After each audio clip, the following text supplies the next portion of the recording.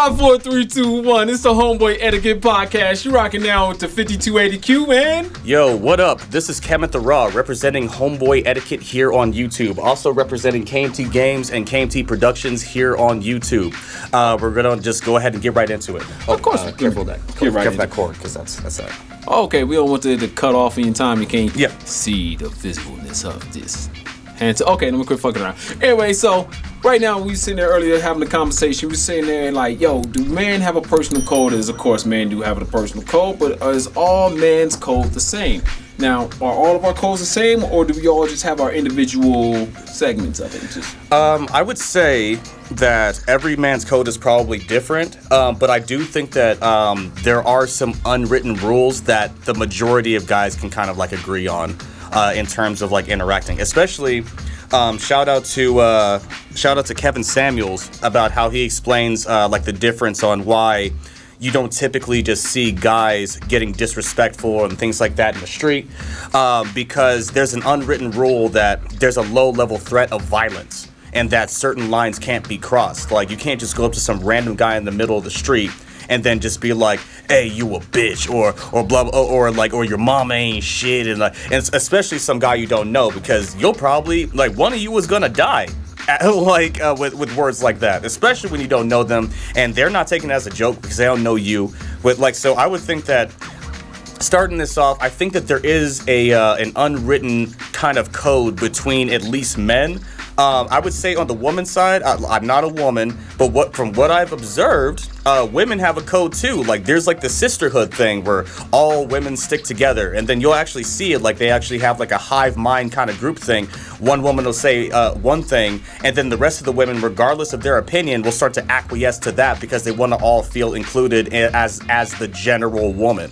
You know, we don't have to get specifically into that because today's topic is about your code as a man.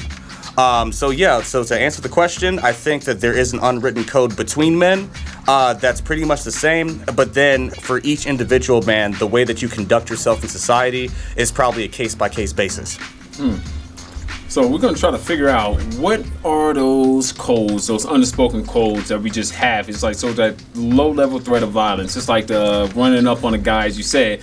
But if you're looking at a guy, if another man's looking at another man, he just runs up on him. He obviously feels at least confident enough in his character to run up on this guy and know that things cannot go south. So he's obviously feeling something. Man, he's feeling he's stupid. Right? There's no way. Why would you run up on a guy unless you got something on you that is definitely pushes every odd in your favor? So you run up on a buff ass dude with a protein shake in his hand, and you go, "Hey nigga, nice watch." Click. Run that shit, and the buff dude goes, fuck, I gotta put down my protein shake. Bro, I would argue that there are even some men where, like, even in the face of like a gun or something like that, they're not gonna take it back to Pulp Fiction, right? With Samuel Jackson in the diner, where a guy came over and put the gun to his head. You know, the quote when he says, "Hey man, I don't mean to blow your whistle, but this ain't the first time I had a gun in my face." Exactly, that's the exact quote that I was looking for. Oh, okay. You didn't know the quote? No, I was gonna say it, but I was getting up to it, but then you cut it. Oh, okay. So I was just want to make sure we quote that shit accurately. That was a great ass line. Good job, it's like, I don't mean to burst your bubble, but that's not the first time I've had a gun in my face. Wait, did you say burst your bubble? It was either burst your bubble, toot your horn, something like that. I think you said blow your horn. Yeah, something like that. But that's the point, is that even still, there are some dudes out here that don't give a fuck about life at all, and they will literally go out and be confrontational just because they feel like it. You know what I mean? Whether if they're gonna win the fight or not. You know what I mean? How many of them dudes do you ever actually encounter? Because it's rare that you would encounter some dude who doesn't care whether they would lose the fight or win the fight. Now, there's dudes out there that be like, drunk or sober? Okay, so let's go with sober. Let's go with sober. There's dudes out there who are sober. There's rare dudes that just run up on somebody and be like, "I don't care if I lose." I have not met that motherfucker unless they're drunk. Yeah. It's typically when I've seen that, they're typically under some kind of substance, whether it be alcohol or otherwise. To find a guy that is just sober, that is just openly confrontational like that, Just because, like, I can't think of anyone that I've met personally, and they don't care if they lose. Who is just like that. Yeah, and they don't care if they lose. Like that's a person that has a death wish. You know what I mean? Like, that's a person like, because you never know who you're gonna run into. Shout out to Eddie Griffin, who said, everybody thinks they're Billy Badass until they run into Billy Badass. You know what I'm saying? Like. It'd be like, so now if a guy's sober and he knows he can win this confrontation, of course he's gonna run up on every confrontation like, man, shut your whatever the hell dumbass up, and just slap the guy around or some shit like that. Like slap, slap, slap, slap, slap, slap. Find the slap sound. You know the slap sound? Oh no, I got the slap sound. Hold on, I was looking for the shut your ass up, but. Okay, fine. We go with the slap sound. So he feels comfortable doing that. What we call them is bullies. And if he figures he would win, he feels like he has all the odds in his favor to win this confrontation. Of course, like he can get like a bully. Yeah, and like, but here's the thing: is that like what you wind up finding is that the more physically imposing, or the more actually not even physically imposing, the more knowledgeable a person is about how to actually fight in the street, or if they have some kind of martial arts background and things like that, they tend to not be confrontational. Like they tend to be super cool and super chill, because if something goes down, they know how it's gonna turn out. They're gonna be on top with the guy unconscious with probably some broken bones and a busted face. 90 degrees. All type of shit like that, bro. Like so typically if you find somebody who's openly confrontational like that, they're actually trying to cover for some inadequacy in some way, shape, or form, or maybe they're just having a bad day and want to fuck with somebody. His girlfriend just cheated on him, and his dog died, and he lost his job at the same time. So he's just in a rage, and he's just looking for anybody in the fucking street to just make a problem with, so that he can try to get his anger out. I think for that guy, it'd be more of that shit is weighing heavy on his mind. He doesn't feel comfortable expressing it. He's like, man, I'm having a bad day. I need to drink. And he makes an error in his decision. He starts drinking. He feels that liquid courage. I feel confident. I feel like I got enough of a bad day to let's get ready to rumble. And he picks a fight. He picks a fight with a guy, and he thinks he's tough guy just because he got a little bit of a bad day backing up. He's like, I had a bad day. And then all of a sudden that other dude just said, I had a good day, and also I'm a trained fighter, so 90-degree elbows. Real shit, yeah, because like real killers, bro. Like, okay, so like a guy like that is gonna go down, is gonna go through the street just like, who can I fuck with? I had a bad day or whatever. And then a real killer, a real animal, like something like that, they're literally gonna be like, God, please don't let me kill nobody else today. I just want to have a good day. Please just make the day go smooth, because I don't want to take another one out, God. And then a guy comes and steps on his shoes in the club, and then he'll try to be diplomatic with them at first. He'll just be like, it's okay, man. Hey, you know what, bro? I didn't appreciate how you just stepped on my shoes. You know what I'm saying? I paid for mine just like you paid for yours. So, I mean, all I need is an apology. We can just clear all this up. Nah, fuck that, son. Seems like you got a problem with me right now. Yeah, I stepped on your shoes, nigga. What you gonna do? Exactly. The stupid ass nigga is, fuck your shoes, stupid ass nigga. And then he walks away. And then he gets that walk on him where it's just like he knows he's about to do something that. Wait, no, I got something for this. Yeah. Wait, no, wrong one. Like that's like the killer dude's like, yeah.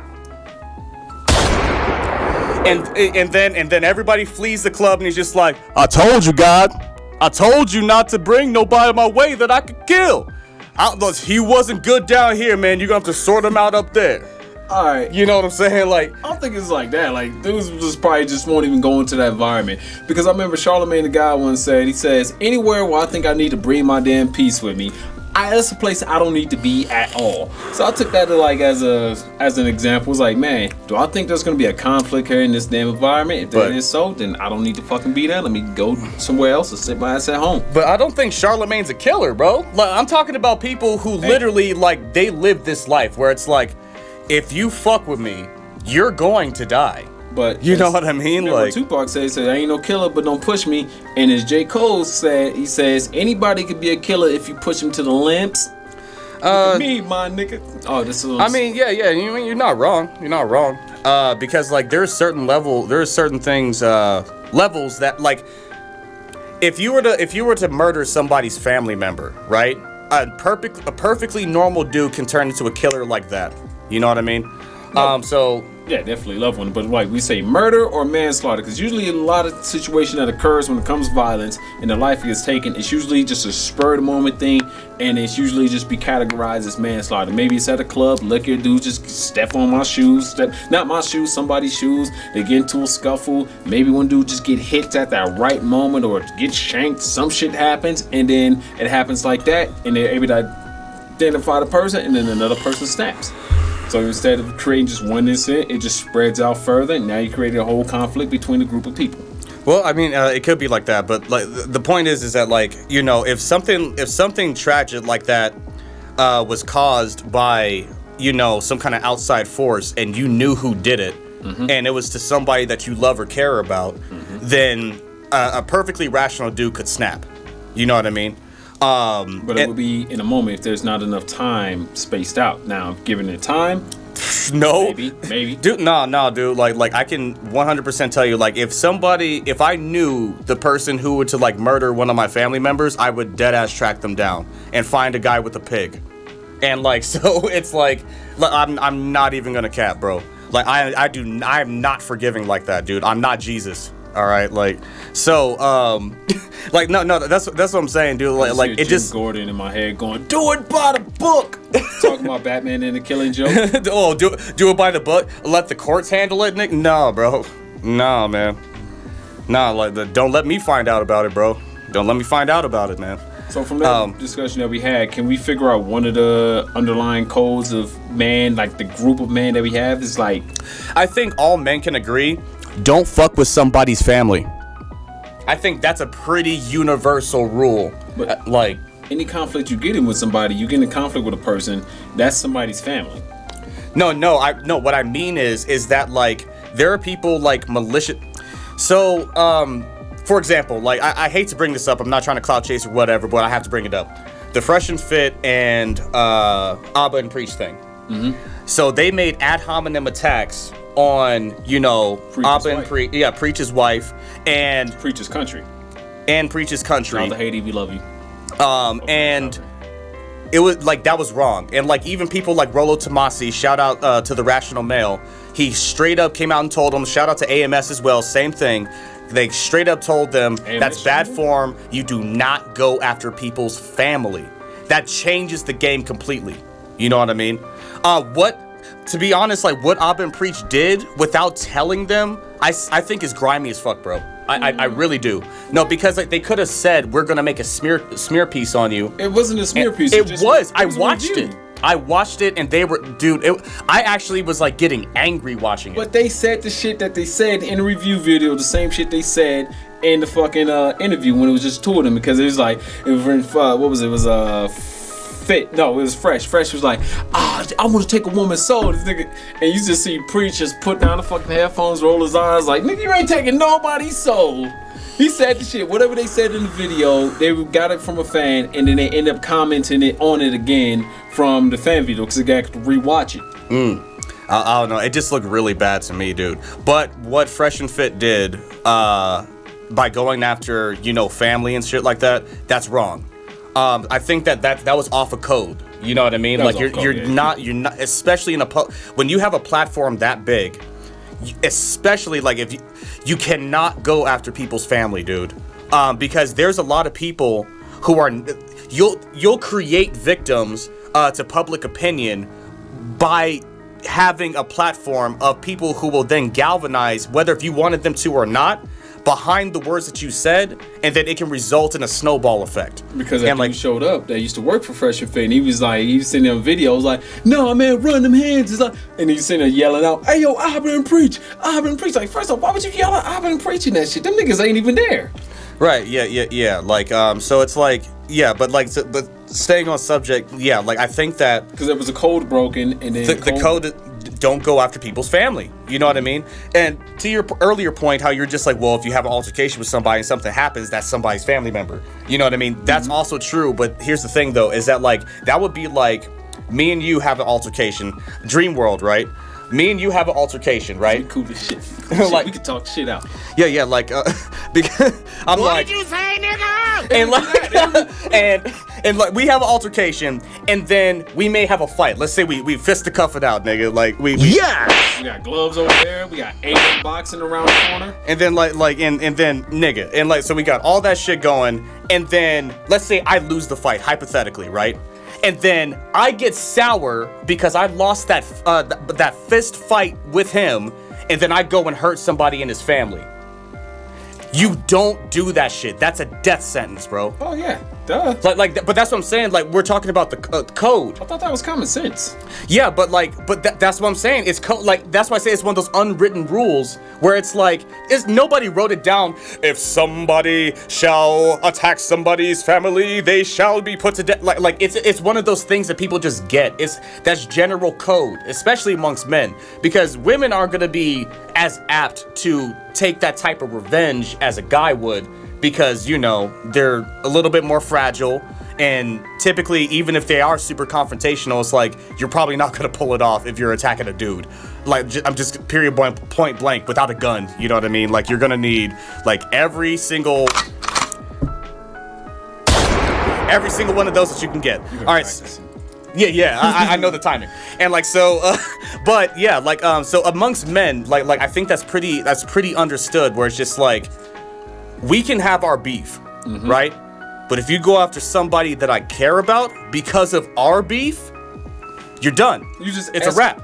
Like, it was maintained inside this nice little dome, and then you blew the roof off, and then now anything can come in. Rain, sleet, hail, snow, whatever's coming, goddammit. You lost, blew the nigga. damn Move roof on. off. So yeah, don't escalate conflicts like that. So conflict between a person and a person, the underlying code it never needs to be discussed is you only involve you and whatever person you have the conflict is. It's like La Cosa Nostra, this thing of ours. They said we only attack people that are involved in this thing of ours. Don't get them fucking involved. You don't really got to worry about too much of shit over there. Just also pay up your safekeeping money that you know, so I can keep your little Apple stand unharmed. Right. Yeah. Like it 100%. And like, so I think that's one of those things where it's like, that's a code that I think all guys understand, right? Like, so that's one of them. Yeah. Like, and so, you would think that this would be a code, but like in today's dating and marriage market, what used to be a code was, don't fuck with another man's wife. Ooh, that's what happened with who was it? It was Larry. Larry fucking. It was Mr. Untouchable. Remember Mr. Untouchable from the drug lord? It was Larry something like that, and it was called, what the fuck was it? I can't remember, bro. Okay, there was Frank Lucas. Okay, now walking back from Frank Lucas, and then there was Larry. Some shit, Mr. Untouchable. Cuba Gooding played an American gangster. I don't know why I want to say Larry Holmes, but that's not right. It wasn't Larry Holmes was Chicago. Yeah. Okay, no, it's not Larry Holmes. So Larry Holmes be mentioning name like that, but it was freaking. Damn it! I forgot his name. What the fuck?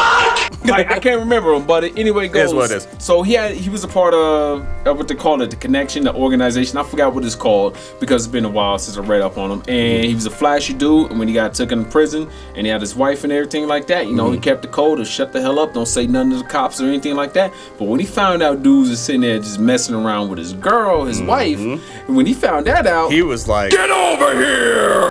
he said that shit to the investigators, like, come here, motherfucker. Let me tell you what these motherfuckers did. They're over here. This is what they do. This is the time of it is right now. Because, like, yo, you just betrayed this man. It was supposed to be a code of honor of one, you don't mess with each other's spouses. And y'all dudes got a little bit froggy, like, yo, he ain't around, girl. So come on, let me just take you out right now. Shit, he ain't coming back in it. Spin that slide in backstabbing game. And then you did that, and he found out about it. And then y'all get pissed because he narked on you. Like, nigga, shh.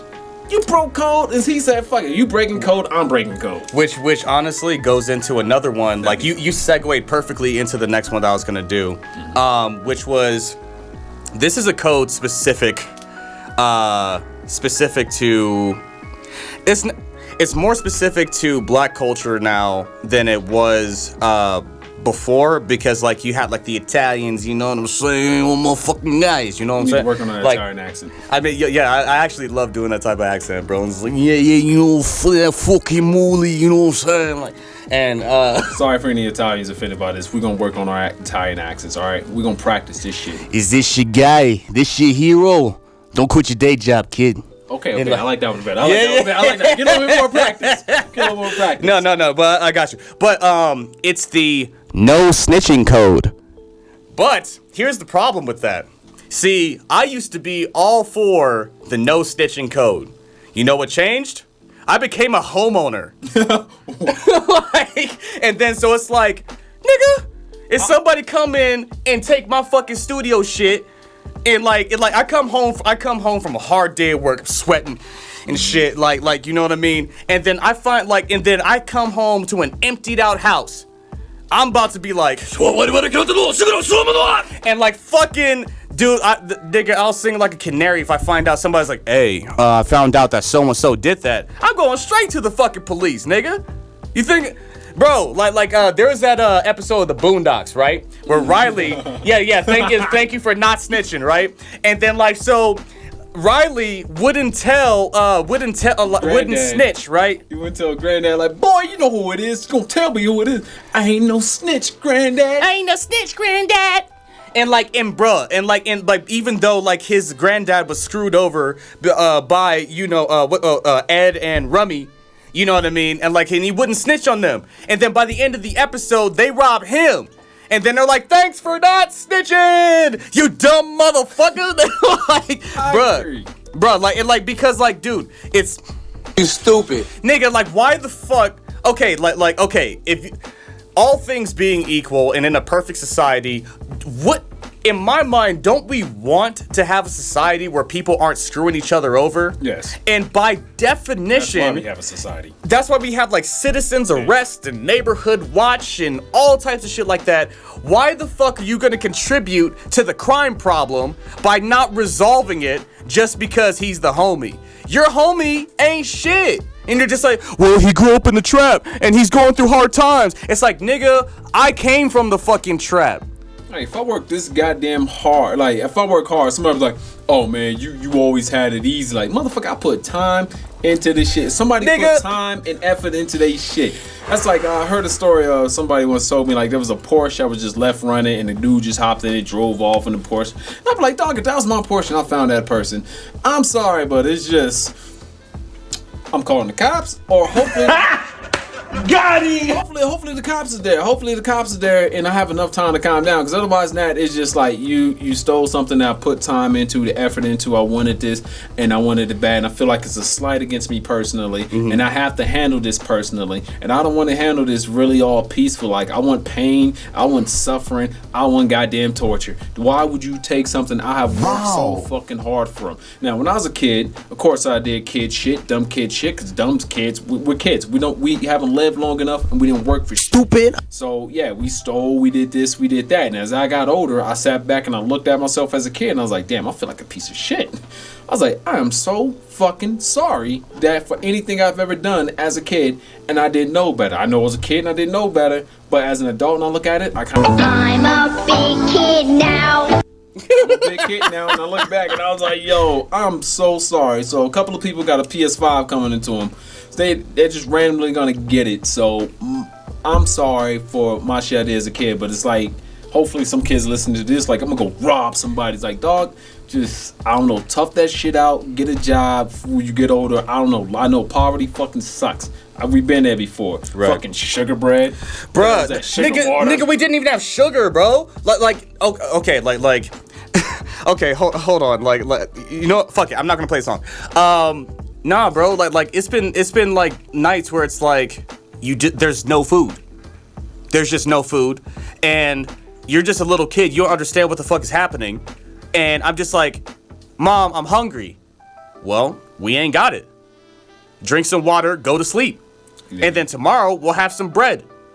You know what I mean? Like, and don't get me wrong, it's not like I had deadbeat parents. It's just like when you're going through shit and the money's just not there, sometimes you just have to go without. And so I'm not like, I can empathize with the mindset on I gotta get it out the mud and like I gotta do whatever I gotta do. Nigga, I've stolen shit. You know what I'm saying? And like, and the times that I got caught, nigga, that was on me. You know what I mean? But here's the thing is that like, The problem is, especially when you're talking about somebody who comes from the hood, the trap, the ghetto, the trailer park, you don't know, you don't have a full understanding or examples of people who are in your position. It's not as prevalent as people who are just like, you know what, I'm just going to do it by any means necessary, right? I think what people like when they come from those sort of environments, or maybe or like children of immigrants when they immigrate over here and they started from the ground zero, living in like 6 people inside of a 2 fucking person. Right, it should be a 2-person apartment or something like that where you got 1 bedroom, 1 bathroom, and there's 6, 7, 8 people living in there, something like that. Mm-hmm. And then your parents are working hard and hustling, and then you as a kid is like, I gotta get it how I can. You start taking shit from people, just snatching old ladies' purses. It's like. Like, yeah, after a while, you kind of feel like a fucking shitbag as you get older. He's like, God, I'm not, you did, like, I had to do what I had to do, what I thought I had to do to survive. And as you look back on it, it's like, maybe I didn't have to do that, but it's already transpired, already happened, and I can't take it back. But, like, right now, there's a, sorry, No, like, you all right, go ahead. So, right now, there's this gas station I pull into. There's 2 gas stations I usually pull into when I come home, and it's like, it is a kid like, yo, I'll wash your windows, and I usually don't have cash, and there's this kid, he's always out there, and I should get some damn cash so I can just, I don't know what the hell he's doing it for, I don't even know what situation, and I'm like, shit, I see this kid here every time, because I just stop by there like once a week usually, and there's this other one where this dude's always asking me for 75 cents, but at least... No, I got you. Like, at least they're out there, they're asking, they're pandling for it, so at least pandling is different than you just forcefully taking it from somebody. Right, yeah. Like, especially in America, bro. Like, it's really difficult to justify a lot of things that people do just for money in America, considering that the homeless people in our country actually live a lot better than people who are just living their daily lives in third world countries. You know what I mean? Like, there are too many opportunities. I've seen homeless people with iPhones. Oh, explain that one. But nigga, I can't explain it besides the fact that they have access to the internet. Mm-hmm. But like, you know what I mean? And because even homeless people can have phones, like that means that all the information is available. That means that you know where the day labor places are. That means that you know where there are too many resources in America to keep justifying being an ain't shit individual in some type of gang life, outside of the fact that you just want clout and the dark side of respect. You know what I mean? Like I thought you was gonna say like the homeless people or the ain't. I'm like, look, they just figured out a way. Dude, you can go to a library. Libraries are open to everybody. Nigga, I was living out of my car. I went to the library and applied to jobs. I literally would wake up at 5:30 in the morning and go around dumpster diving around the neighborhood to be able to find anything to scrap, send things to the scrap yard, or to sell things in the pawn shop. I made $85 a day doing that until I found day labor. Nigga, there is no excuse. You just like what comes with fast money. You just like what comes, the pussy that comes with it, the clout that comes with it. Every day I'm hustling. No, real shit, nigga. Like every day I'm hustling. You gotta get that one. Every day I'm hustling. Well, I was like, Run. Nigga, like I was out here, bro. Like dead ass.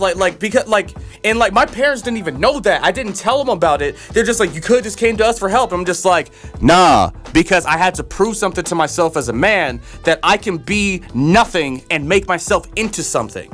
You know what I mean? Because that's what I'm saying, dude. Is like, dude, I know mad gangsters, bro. Like I've grown up with them. I have family members. Like I get it. You know what I'm saying? But like, you can't in 2021 in good conscience, using common sense with Google at your fingertips, say, this is the only life I know. No, the fuck it's not.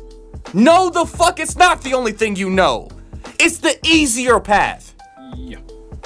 Go yeah. I've been working all my damn life. All my damn life. I don't know whatever the fuck Celie said from Color Purple. If you got that in there, play that shit. Oh wait, fuck. What was it? All my days I've been fighting. Yeah, yeah. That's what it was. Shout out to Oprah.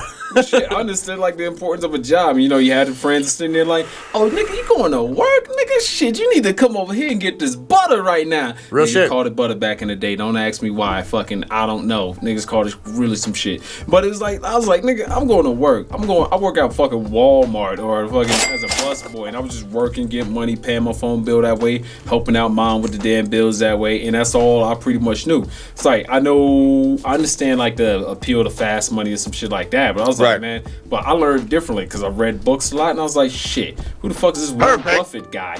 Who the fuck is this Buffett. Charlie Munger guy? Let me read up on these motherfuckers. What do you mean there's this thing called investing in the stock market? Oh, I take money and I work my money and I just put it inside this market. I didn't really start using the stock market till later in my life, but it was like always aware. I was like, okay, there was something there. Yes! It wasn't like easy money, anything like that, but it's just back to working a regular job. I knew if I worked and I spent less than I made and I could just stack up. Common sense. Stack up, and then I can increase my skills through this job, and I can get a better job. Increase my skills in time with that, and get a better job, and it just keeps going up the ladder right now. And now as an adult, I'm looking at 14-year-old me, and I'm putting a hand on the shoulder. I'm like, yo, look, kid, you're going down the right path. Don't worry about that fast money that they got, because that shit don't last at all. But what you got here, what you obtained, dog, you are hireable like a motherfucker. Your skills are useful. And I'm gonna make this last point, but we kind of gotta get back to code. But the problem with the whole fast money lifestyle, because I've dabbled in that life, is that playing the game, quote unquote, playing the game by its rules is way more technically difficult on paper and takes longer than fast money lifestyle. The trade-off is that it's secure. You have visibility, you build a network, it's all positive. It's skill sets, it's people, networking, it's building up into something respectable. The other side of the coin is, What, you want to work for a motherfucking corporation, my nigga? Yes. Fuck is wrong with you? nigga, like, and then it's just like, well, yeah, but that's the thing though, is that if you accumulate a certain amount of skills, You can make your own business. so like you take these skills and then you don't have to work for a corporation no more because you now have the network, the know-how, the backup money, and the security. Everything goes into that, and then you can expand into your own thing, right? So like Jay-Z is somebody who was smart, right? He started with the fast money lifestyle, took that money, flipped it, made it legitimate, right? But that's rare. That's extremely rare. What was it? Lil Baby? Lil Baby did that too. Fast money lifestyle, took that money, invested it into his music, blew up. You know what I'm saying? He said he put $16,000 into his first couple projects, bro, to get out here and known. And I'm sorry, but his first project, I listened to it, it was hot garbage. I was actually shocked and angry. I was angry when I saw him, because I saw him on The Breakfast Club. I saw him on The Breakfast Club. He was explaining everything. And then I went and listened to his first album because I hadn't heard any of his stuff. And I was just like, this is what, within 2 years, you went from this to The Breakfast Club? I was livid, bro. And I was just like, money talks, bro. And he was just like, Yo, I wasn't even in music like that. I've only been doing music for 2 years. and I'm just like, it shows. Your first project shows that. You know what I mean? And then he put in the work. He put in the No, work. he put in that blood money into the game to get out of that into music. He's another person where it's just like, it's a messed up thing because, once again, I've talked about this in previous podcasts. What comes with the fast money lifestyle is 1, fast money, 2, clout in the streets, 3, hoes, you're exciting. But the downside is that it's dangerous, right? Also contributes to excitement, right? And so it's a trade-off, but the thing is that it's like the light side and dark side in the Force, right? He says, is the dark side stronger? Luke says to Yoda, is the dark side stronger? He's like, no, not stronger, but it's a faster path and often leads to death. Yeah. That's what it is.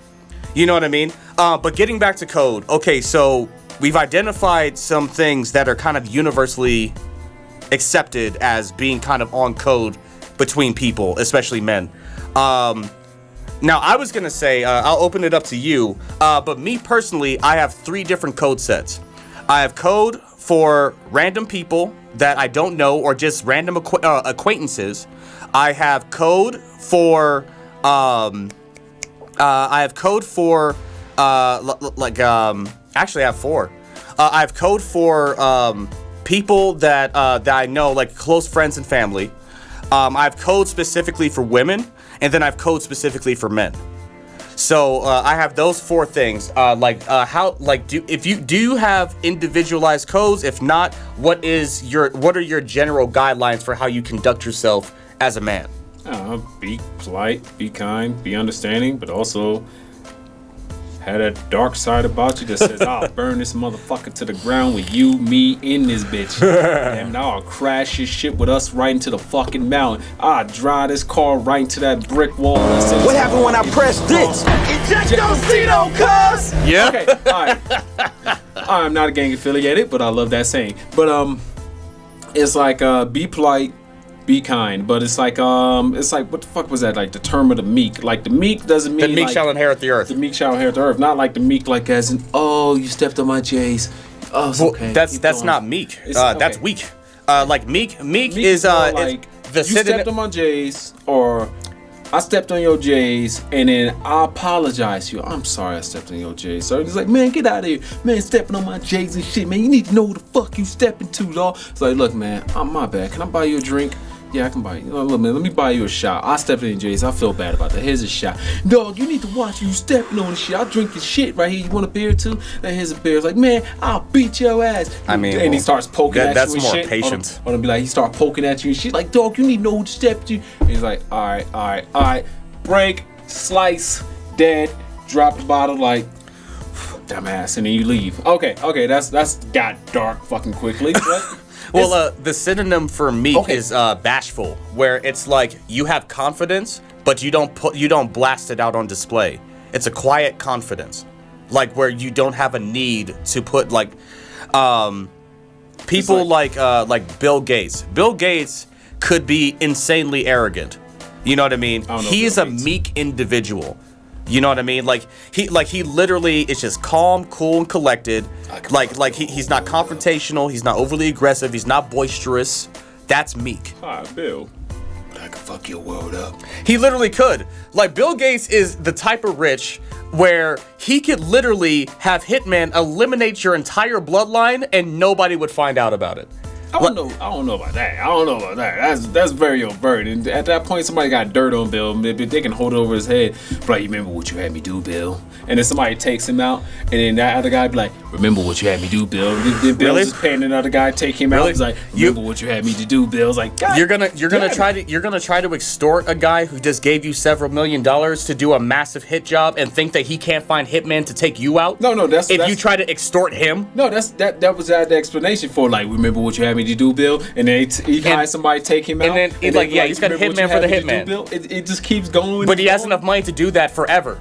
Are you sure? Yes. Obviously not enough. Okay, so even Jeff Bezos is a bigger example, but Bill Gates has enough money to spend $1 million every single day for the rest of his life and never go broke.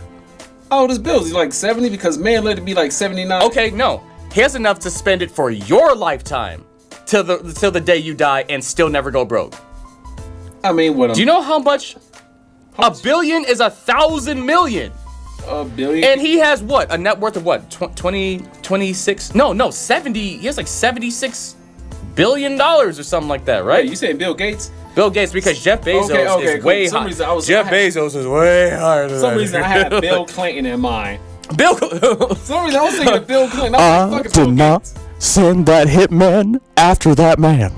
I was thinking of Bill Clinton this whole time. You was talking about Bill Gates. For some reason, my brain just had Bill Gates. Clinton. No, like, Bill Gates, man. Bill Gates.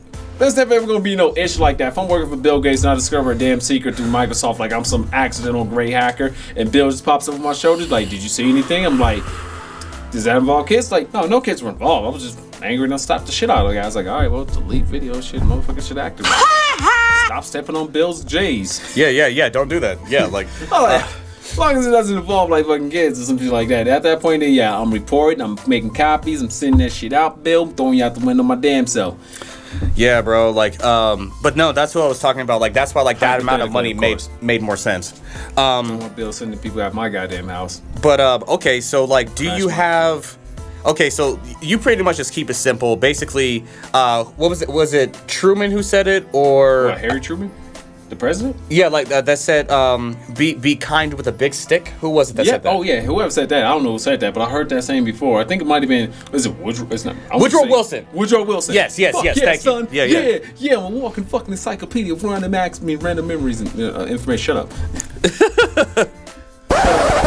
But yeah, like it's always what my favorite quote was Al Capone. He says, you get somewhere with a smile, but you get a lot further with a gun and a smile. Something like that. Maybe, I don't know. Okay, maybe. No, Okay, that's threatening. That's threatening. Like, that's like, I mean, well, can I have your apple stand? Fuck no. Can I have your apple stand? Click. Yeah, you can. Okay, not like that. I mean, like, I mean, that's a compelling argument. You know what I mean? Like, my thing is, it's more of like, I didn't want to say this quote, but it's like, because it's a quote that gets misattributed and then it gets absorbed to something else. But a quote from, what was it, Mad Dog Mattis, the previous Secretary of Defense, Mad Dog Mattis, he said when he was in Afghanistan, he says, I come in peace, I didn't bring artillery with me, but I say this with tears in my eyes. If you fuck with me, I will kill you all. And his thing was, he said, be polite, be professional, but also be alert.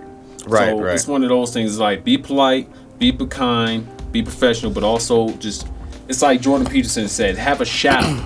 Have a shadow side of you to where the light side of you is this very That nice is and not kind a problem. person. And then the shadow side, though, there's a shadow that, this big ass, nice and amorous, kind person. And then that shadow is just as big, if not bigger.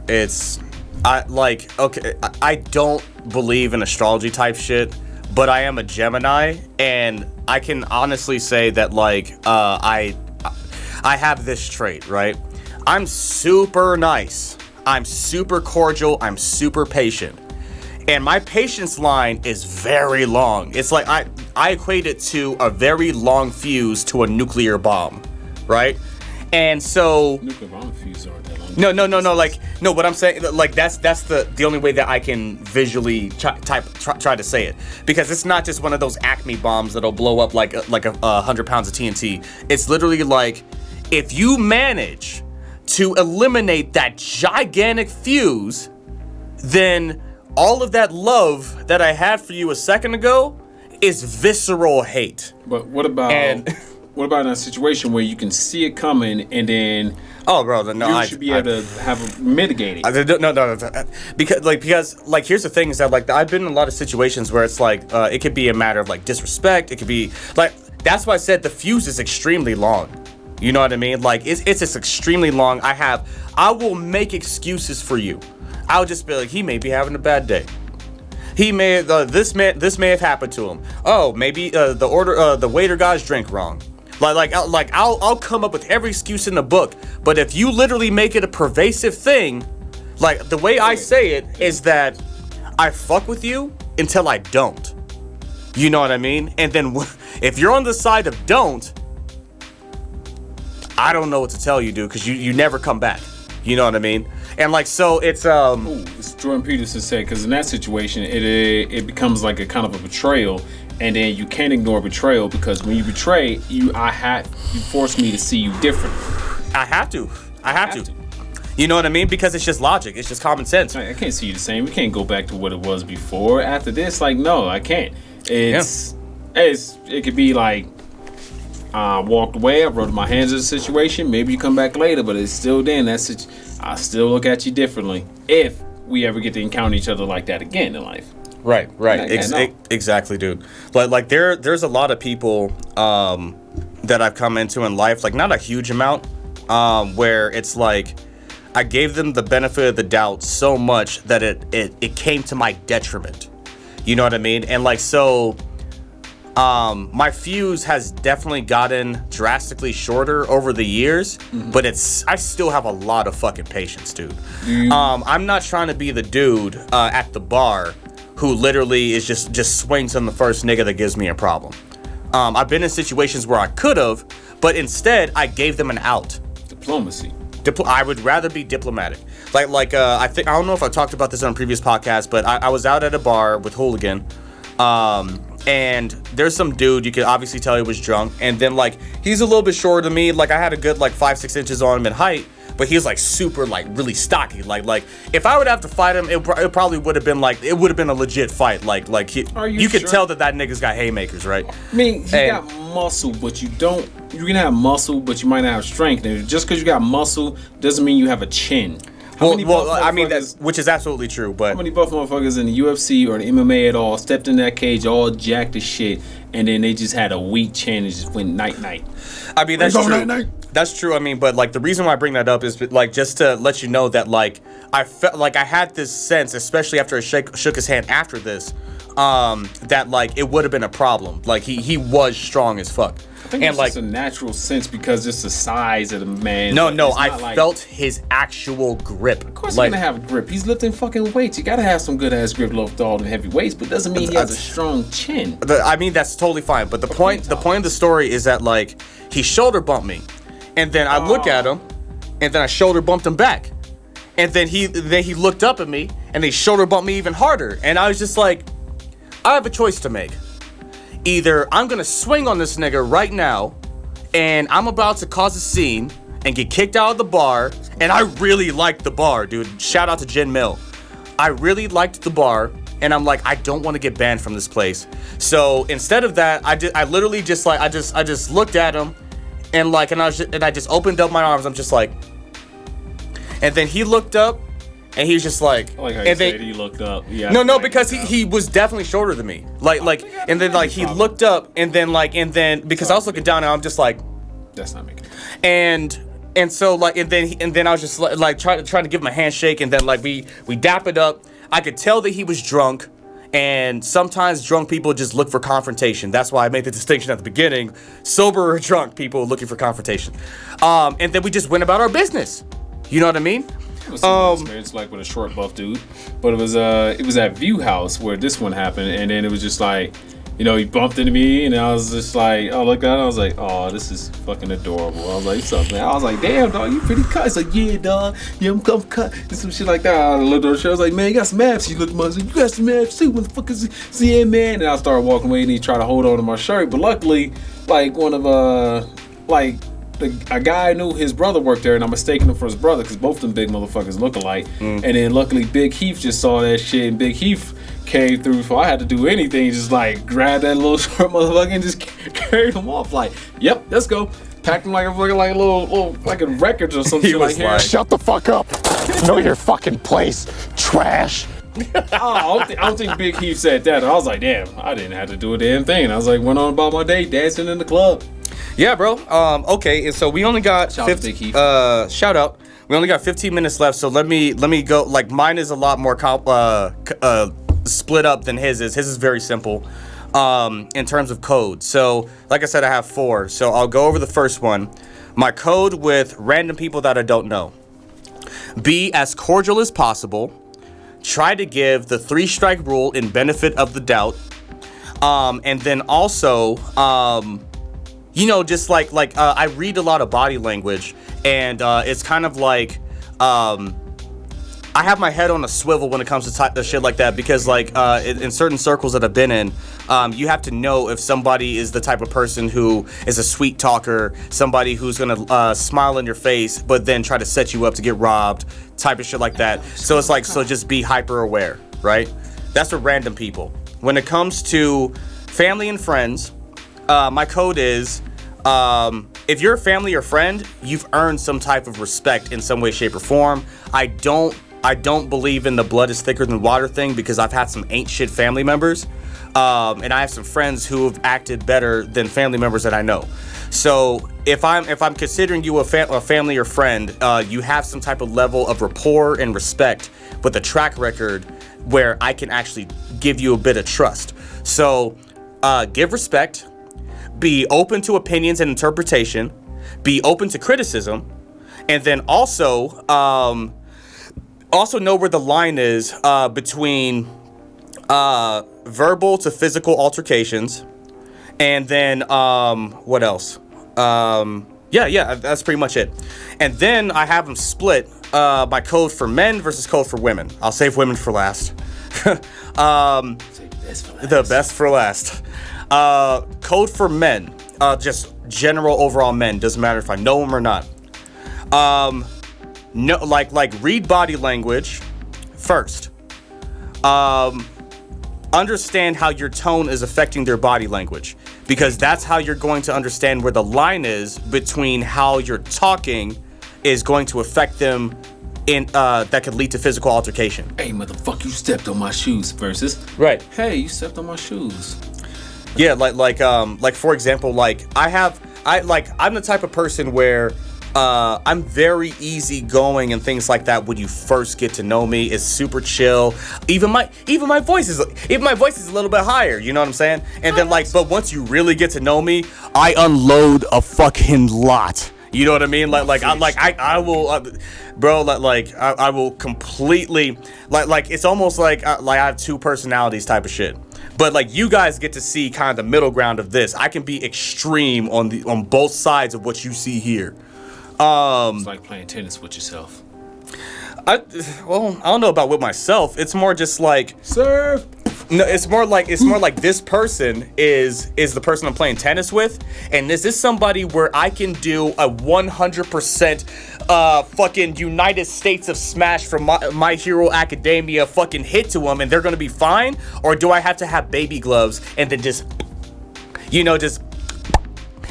randomly, just like little tiny hits? Is this the type of person where it's like they're a loose cannon, or is this somebody who can take a joke? You know what I mean? Because my sense of humor is, some people would say it's pretty fucked up. All right. So with men, it's like always know where the line is, and then always be looking for a line, because there will be one, right? My code for women is, I'm gonna be nice. I'm gonna be I can't say that you earn my respect, but I'm gonna try to be as respectful as possible, because I believe respect is earned. I'm not just gonna give you respect at jump, but I'll be cordial, and I'll give you opportunities to earn respect by really just talking to you and feeling you out, right? And I'm not a fucking animal. I will hear you out. You know what I mean? And then we can have a dialogue, we can talk, but the thing about a lot of females that I've run into is that their energy is so on their sleeve, because you guys are emotional creatures, that you can immediately tell within the first 30 seconds to 60 seconds of talking to a female, you can kind of tell where the conversation's about to go. You know what I mean? Based on body language, based on tone, based on attitude, based on energy. So, literally, my first rule with females is observe the terrain. Look at how she presents herself. Is she smiling? Is she kept? Does her hair look nice? How's she dressed that day? Is she polite? Is she overly emotional? Does she flip on a dime, or is she steady?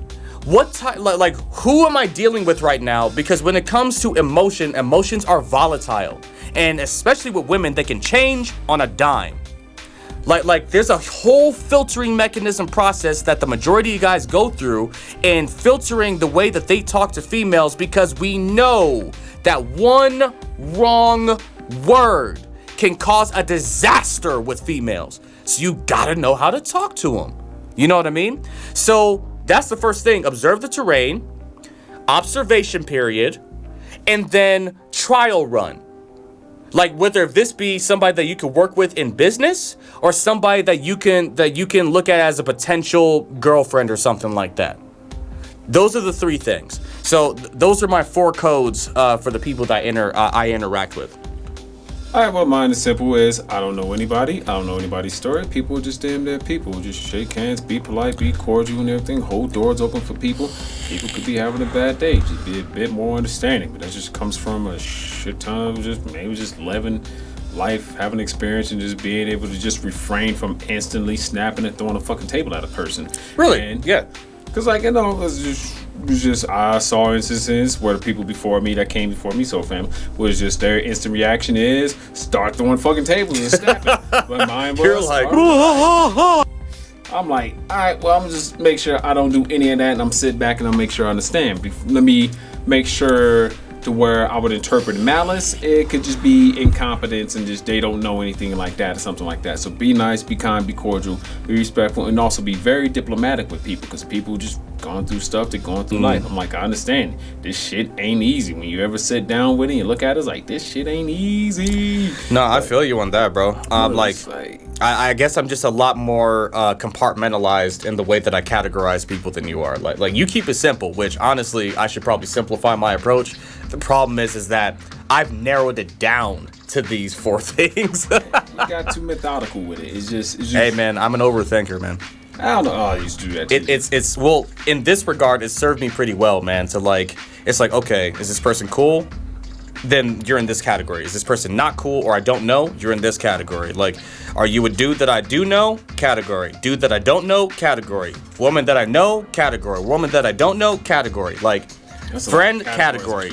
Family? Category. Like, because the reason why like it's come down to this is because the specific types of different situations that I've been in have justified certain behaviors to certain types of people. As I've labeled them in my life, I guess. But, you know, maybe it's wrong. But, like, you know, we're 2 different people. I don't know what the fuck. I don't know. Well, for me, it's just more of it's just an intuitive thing. Just for me, it's just intuitive. It's not methodical. It's just more of is be cool until you don't have to be cool no more. Until they force you not to be cool. And after a while, look, be diplomatic, and then if there's a physical altercation, distance yourself from it, and then just keep going about your day. But if somebody else is being a damn aggressor in the situation, at that point, you have every right to defend yourself any way that you see goddamn fit in that situation. Depends on something like that. But it's like, otherwise, like, just be nice to goddamn people. Be nice, be chill, be understanding, and if somebody is not a person you really want to mess with, you don't have to interact with them. I'm like, all right, well, I don't want to talk to you no more, so I'm gonna go home. You gotta stay here. Well, you can try to make me, but good luck with that, dog. And then I'm taking my ass home, and I don't want to interact with them anymore. But like, my code is just simple: just be peace, and also learn how to defend yourself. Be very dangerous, but be very kind. Because at least that way, when a situation escalates, if you have that experience in combat training, boxing, jiu-jitsu, whatever the fuck it is that you do, and then you have at least a sense of confidence that you can defend yourself from physical harm, from an aggressor, and then walk away from it. That'll chill you out. If anything, also have strong mental fortitude, so that way somebody can just say some harsh words to you, you're able to just shrug it off and keep going on about your day. It's just like, you ain't shit, your dick's small, and your daddy left you, and you just be like, Weird, buddy. You're weird. or they say you weird, and they be like that. You know what I'll do? I'm like, good luck with that. I'm like, yep, and I'll be like walking away, lollipop, lollipop. Oh, lolly, lolly, lolly, lollipop. Boom. Ba-doom, boom, boom. Like, fuck out, I don't give a shit about the fuck you gotta say. Like, those are words. What the fuck are you gonna do to me? First off, I'm not gonna encounter you every day. Now, if I encounter you every day, then I gotta check it. Then I have to check it. It'll be just a nice little check-in, and it's usually never like, anything. What is that? Oh, they'd be like, what is what? Me checking you? Like, hey, look, Greg, you say some things every day that I really don't like, and I would really appreciate it if you can stop that shit. All right, Greg. Bruh. Have this talk. Go. See you at lunch today. Eat your little fucking fruits. Right. All right. Well, it looks like we're pretty much out of time for this segment, guys. So we're gonna pass it off to. Anyway, remember, be kind, be polite, be understanding to people. This is 5280Q.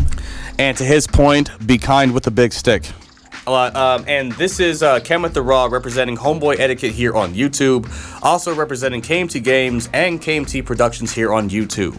I forgot to do calls to action again, niggas. So if you have not already, make sure to like the video, subscribe to the channel, and make sure that the bell notification icon is turned on and set to all, so you'll be notified anytime that we're uploading any Homeboy Etiquette content. If you also have any opinions, Leave a comment.